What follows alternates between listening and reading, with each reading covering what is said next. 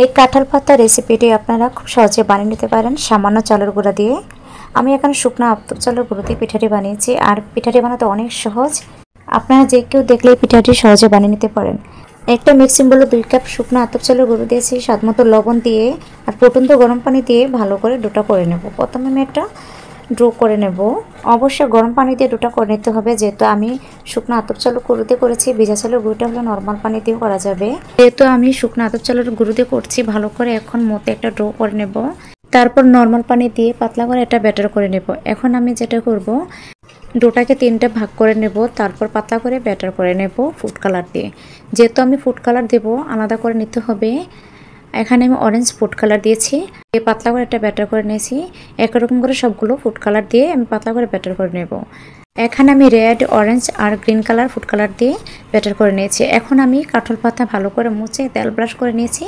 তারপরে আমি একটা চামচ দিয়ে আলতোভাবে ঘষে ঘষে পাতার গায়ে ব্যাটারটা লাগিয়ে নিচ্ছি, যাতে সুন্দর করে সেট হয়। দেখেন আমি আরেকটা লাগিয়ে দেখাচ্ছি আপনাদেরকে। আর পিঠাগুলো খুব সহজে বানিয়ে নেওয়া যায়, আপনারা বাসায় অবশ্যই ট্রাই করবেন।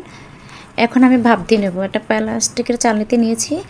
এখন চুলায় একটা পাতিল বসিয়ে পরিমাণটা পানি দিয়ে ভালো করে গরম করে নিয়েছি। এখন ঢাকনা দিয়ে ডেকে 30 সেকেন্ডে দিলে ভাপ দেওয়া হয়ে যাবে। দেখেন 30 সেকেন্ড পরে ফিরে এসেছে, দেখেন ভাপ দেওয়া হয়ে গেছে। এখন চুলা থেকে নামিয়ে ঠান্ডা করে আপনাদেরকে দেখাচ্ছি পিঠাটা কত সুন্দর উঠে আসছে।